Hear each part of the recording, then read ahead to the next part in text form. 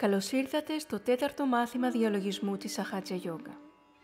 Σήμερα θα μιλήσουμε για το Νάμπι Τσάκρα και για το ενεργειακό κέντρο της καρδιάς.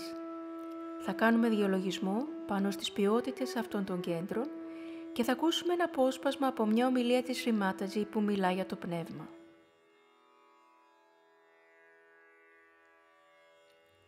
Το Νάμπι Τσάκρα είναι το τρίτο ενεργειακό κέντρο και βρίσκεται στο ηλιακό πλέγμα. Ελέγχει το στομάχι, τα έντερα και τους νεφρούς, το πάγκρεας, τον σπλήνα, το άνω μέρος του ύπατος, τη χολή και τη μήτρα. Το κέντρο αυτό μας δίνει την αίσθηση της ικανοποίησης, της εσωτερικής ειρήνης και ισορροπίας, απομακρύνοντας από μέσα μας το στρες. Όταν βρίσκεται σε ισορροπία, μας προσφέρει την αίσθηση της απόλυτης πληρότητας, δίνοντάς μας έτσι τη δυνατότητα να είμαστε γενναιόδοροι. Κατανοούμε λοιπόν ότι η ύλη δεν μπορεί να μας προσφέρει την πραγματική χαρά που πηγάζει μόνο από την ένωσή μας με το πνεύμα. Το Νάμπι Τσάκρα μπορεί να μπλοκάρει όταν έχουμε ανησυχίες ή όταν υπάρχει ένταση στην οικογενειακή μας ζωή. Επίσης μπλοκάρει όταν είμαστε μίζεροι και φιλάργυροι, όταν γκρινιάζουμε και παραπονιόμαστε χωρίς λόγο και όταν η προσοχή μας πηγαίνει συνεχώς στο φαγητό.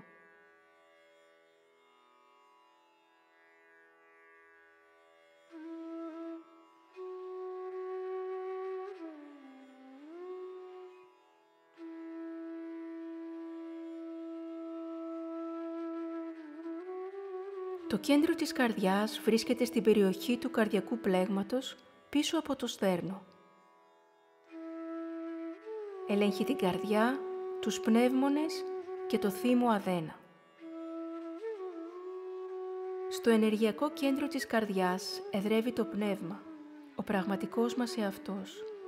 Κάτι που αντιλαμβανόμαστε μετά την αφύπνιση της κουνταλίνη, καθώς η προσοχή μας ενώνεται με το πνεύμα.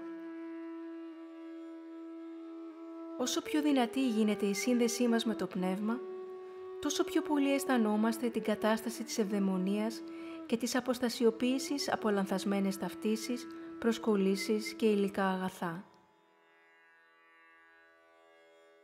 Το κέντρο της καρδιάς μας χαρίζει την αίσθηση της ασφάλειας και της αυτοπεποίθησης, την ανιδιοτελή αγάπη, τη συμπόνια και την πραγματική χαρά.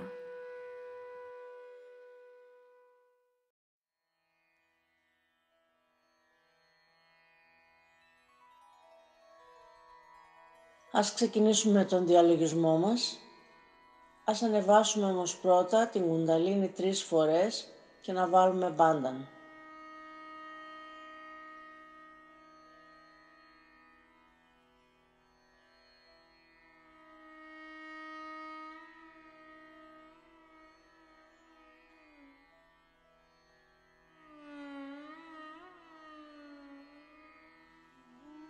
Αφήνουμε το αριστερό χέρι με ανοιχτή την παλάμη προς τα πάνω, πάνω στο αριστερό γόνατο και κατεβάζουμε το δεξί μας χέρι προς τη μητέρα γη. Η προσοχή μας είναι στην κορυφή του κεφαλιού και στο αριστερό μας κανάλι. Για να φέρουμε σε ισορροπία το αριστερό κανάλι θα κάνουμε τη δήλωση «Μητέρα Κουνταλίνη, απομάκρυνε όλες τις μη αγνές επιθυμίες μου προς τη γη».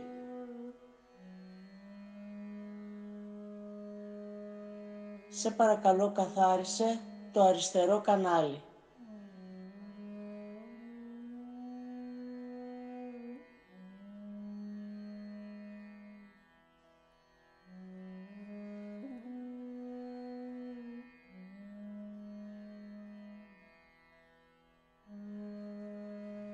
Θα βάλουμε τώρα το δεξί χέρι με ανοιχτή την παλάμη πάνω στο δεξί γόνατο και το αριστερό χέρι θα το φέρουμε στο ύψος του ώμου με την παλάμη ανοιχτή να κοιτά προς τα πίσω.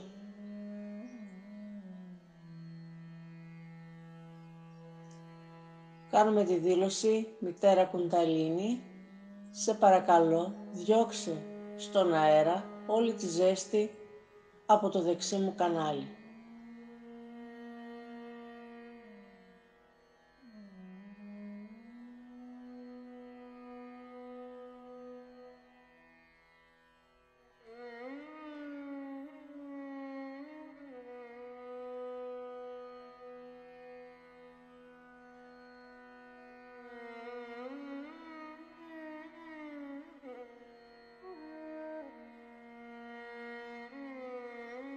Κατεβάζουμε το χέρι μας, η προσοχή παραμένει στην κορυφή του κεφαλιού.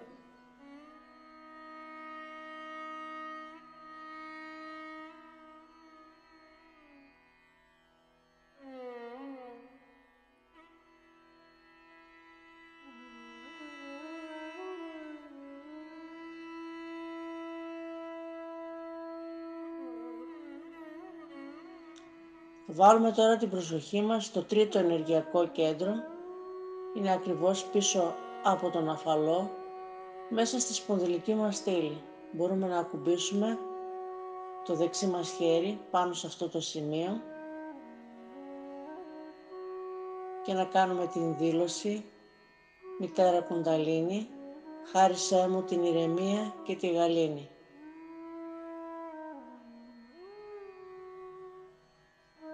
Σε παρακαλώ, κάνε με έναν ικανοποιημένο άνθρωπο.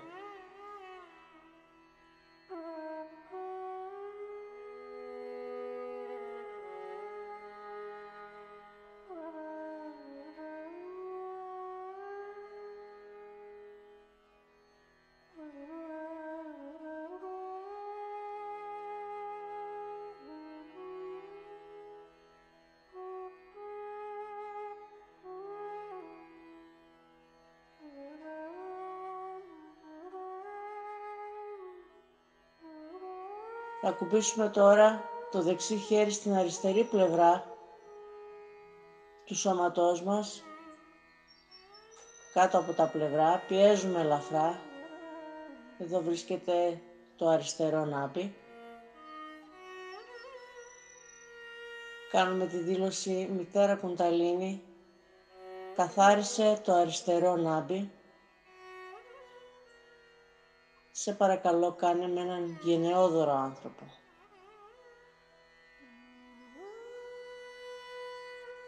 Ελευθέρωσέ με από κάθε ανησυχία, κάθε προβληματισμό.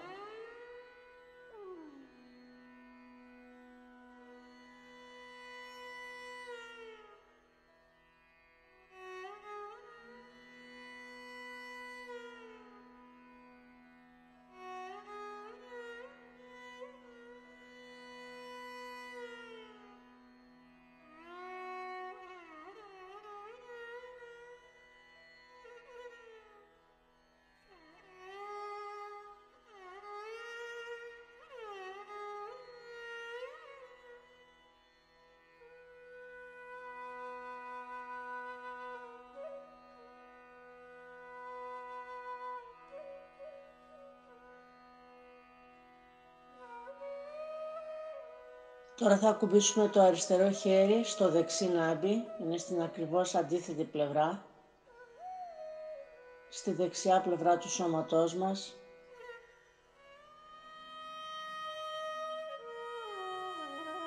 Μητέρα Κουνταλίνη, εσύ μου λύνεις όλα τα οικογενειακά και τα οικονομικά μου προβλήματα και μου χαρίζεις ευημερία.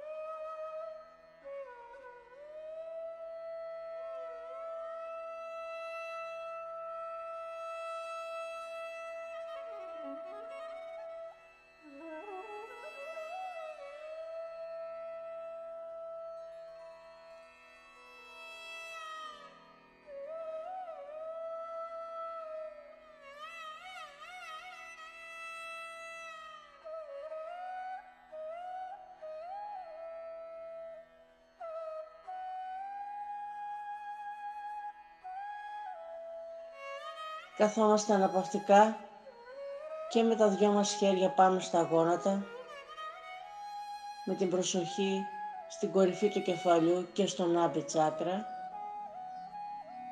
Αφήνουμε την Κουνταλίνη να δράσει πάνω σε αυτό το κέντρο, να το θρέψει, να το φροντίσει και να το ισορροπήσει.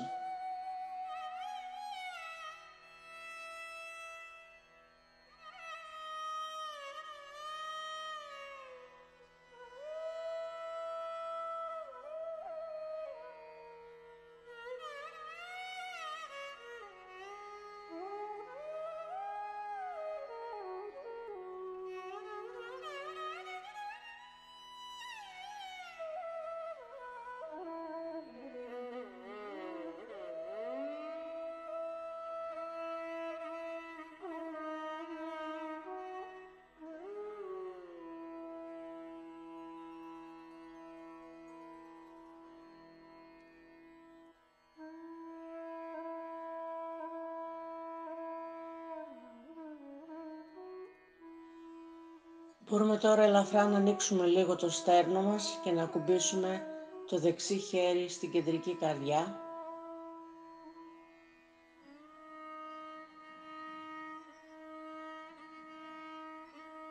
Κάνουμε τη δήλωση «Μητέρα Κουνταλίνη, έλα στην καρδιά μου».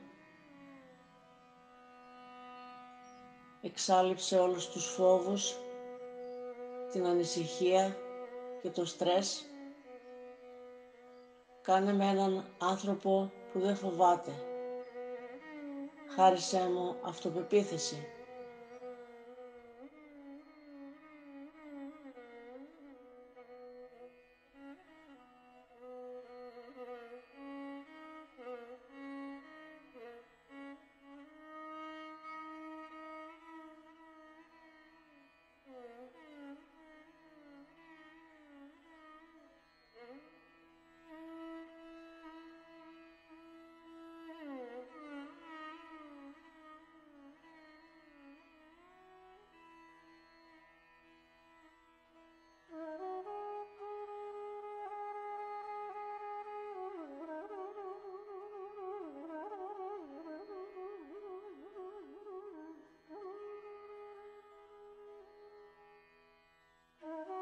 Ακουμπάμε τώρα το δεξί χέρι πάνω στην αριστερή πλευρά του σώματός μας, στο ύψος της καρδιάς, στην αριστερή καρδιά. Κάνουμε τη δήλωση «Μητέρα, δεν είμαι αυτό το σώμα, δεν είμαι αυτά τα συναισθήματα, δεν είμαι αυτές τις σκέψεις. Ο πραγματικός εαυτός μου είναι το πνεύμα». Επαναλαμβάνουμε μερικές φορές μέσα μας «Μητέρα, είμαι το πνεύμα».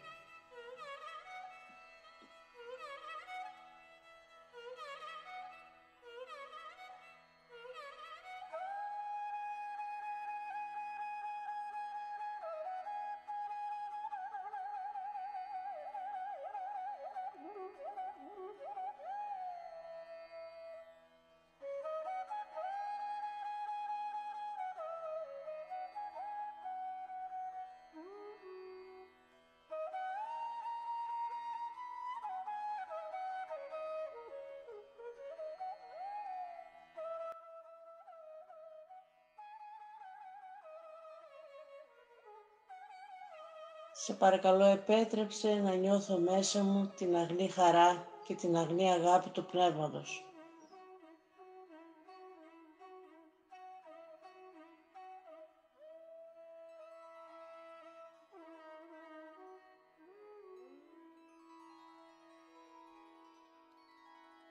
Σε παρακαλώ, κάνε με να γίνω ένα με το Πνεύμα.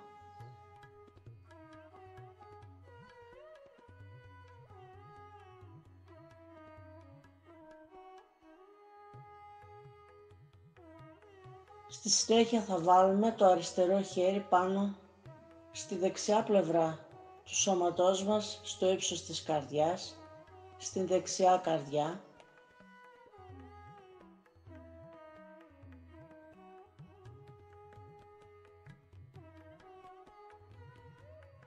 Εδώ μπορούμε να κάνουμε τη δήλωση «Μητέρα Κουνταλίνη, εσύ είσαι η πραγματική ευθύνη μέσα μου. Εσύ τα κάνεις όλα, εγώ δεν κάνω τίποτα».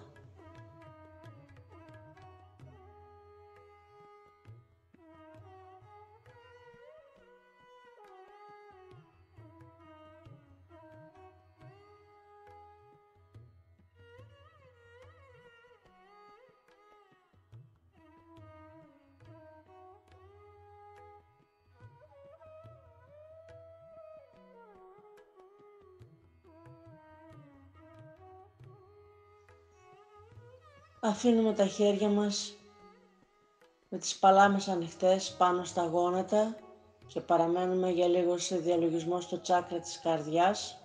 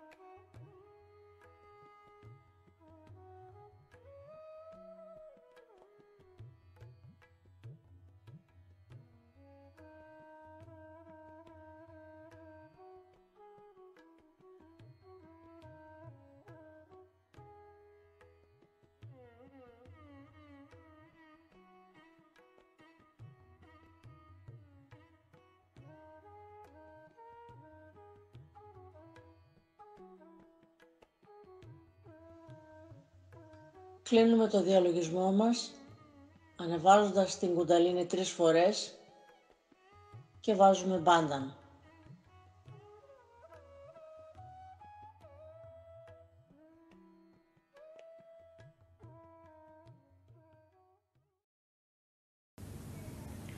Your spirit resides in the heart. It is the reflection of God Almighty. It enjoys itself by itself. It is the spectator of the work of its power, the Holy Ghost. It watches you and is called as the knower of the field. It knows what you are doing, what are your aspirations, what mistakes you are committing. It goes to a long extent to forgive and forgive and forgive. Forgiveness is one of the qualities of the Spirit. It forgives you and says, it will work out, it will come around. But when you go too far, say if you pay too much attention to your physical being or to your mental being,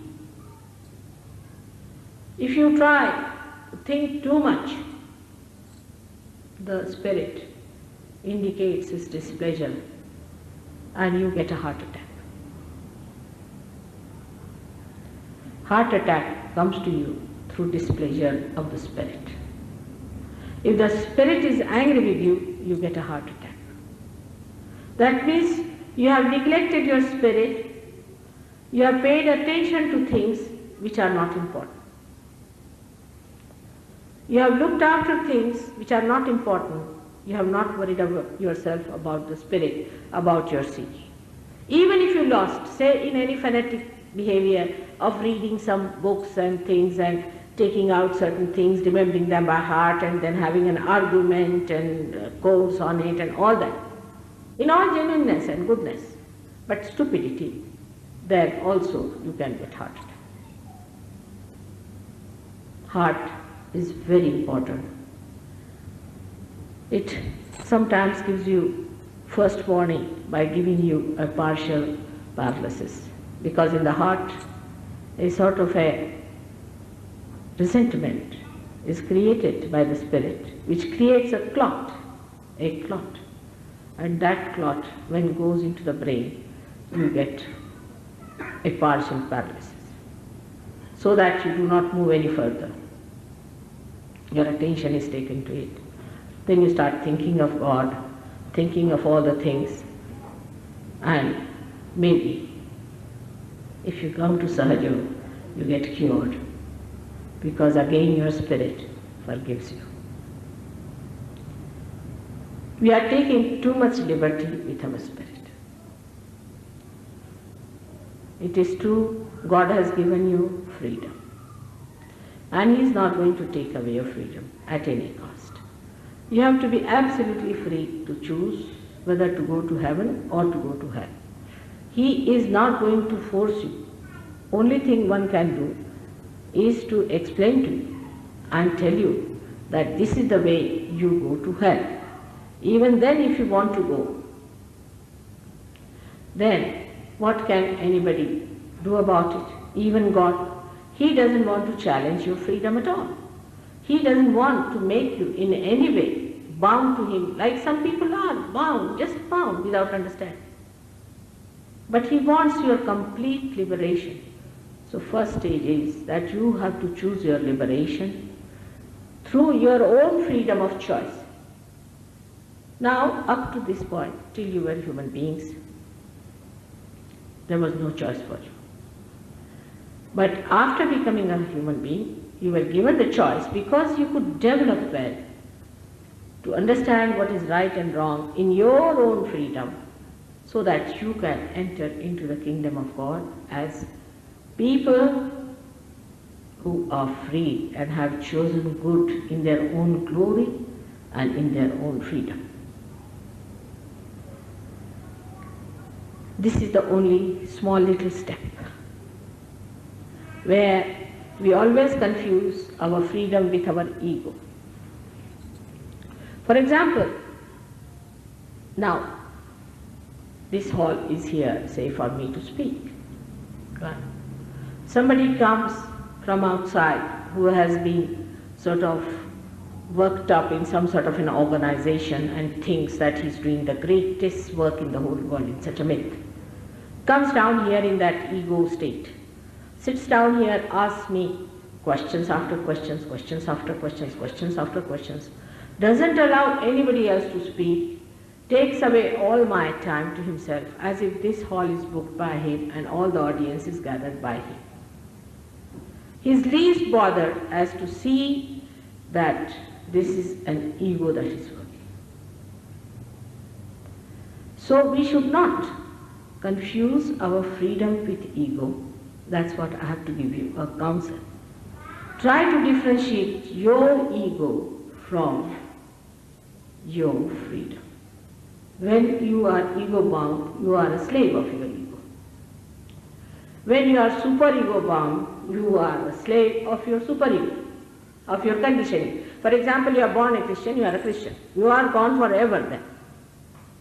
Alright, you are a Christian, but what about real Christianity within you? What about your rebirth in the real sense of the word? So you become enslaved to these things, so there is no freedom. And spirit is the freedom, is the free being within us. It is detached. It cannot be killed. It cannot be blown away. It cannot be burnt away. It is eternal, Anant. It is eternal. That spirit is joy. That spirit is the source of joy. That emits joy. Joy is different from happiness and unhappiness. Ego, when it feels pampered, it feels happy. I like it, I like it. This I business is ego pampering. That is not joy, because you like to drink today and tomorrow you don't like to have a headache. It has the double side of I like and I don't like. You like something through your ego, dislike through your super ego. So it is a one coin and they have two faces, one is happiness, another is unhappiness. Joy is beyond that. Joy is a drama. Seer is a witness. You see a drama, you know it's a drama going on, you just watch it as a drama. You are not involved and you are seeing it and enjoying it. You are crying if you see something, you are weeping, but you know you are not that. It's a drama. Seer, the witness. Your spirit is the witness. And when you become the spirit, you become the witness. You become the witness. For example, you are seeing something through a window. There's something exists in the window, for example. Now, you enter inside the room and you see through the window. Your conditioning is like one wave arising in you as a thought which comes from the past. It rises again, another thought comes up and goes in the past. First the past thought is there and then another future thought is there, it disappears. You see the thought rising but you can't see the disappearing of the thought. In between that is the present. Thus the place is established, that present is established when your attention becomes enlightened by the Spirit. Either you think of the future or of the past. But I say now, at this moment, at the present, you cannot stand there because your spirit is not enlightened. Because spirit is the present. When you get your realization, you find that you are not thinking of the future or the past, you are just enjoying. Everything becomes different. The whole life becomes a drama. and the joy out of it starts coming out. And you really enjoy small things here and there. And you really understand how much joy was lost before realization.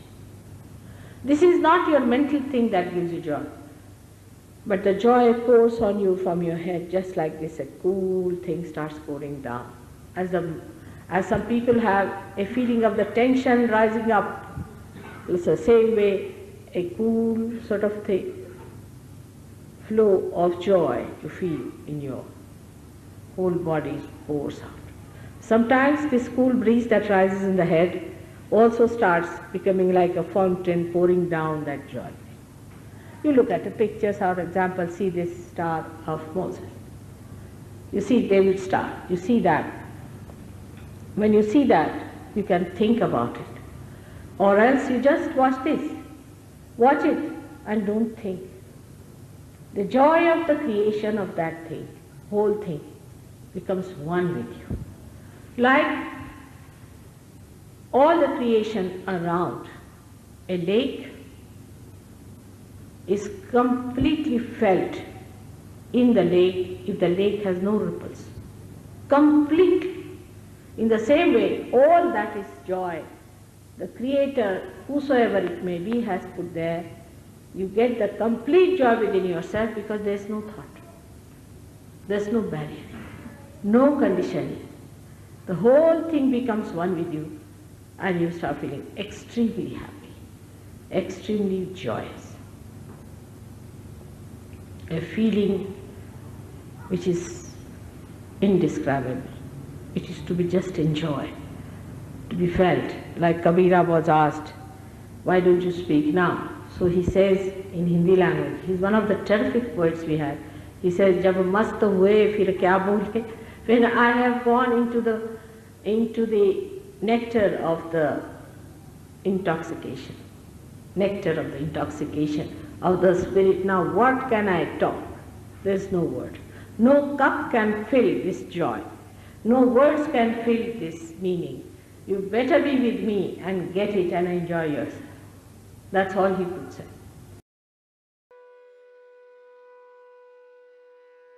Ευχαριστούμε που παρακολουθήσατε το μάθημα της Σαχάτζα Γιόγκα. Στο επόμενο μάθημα θα μιλήσουμε για το Βισούντι και το Άγια Τσάκρα.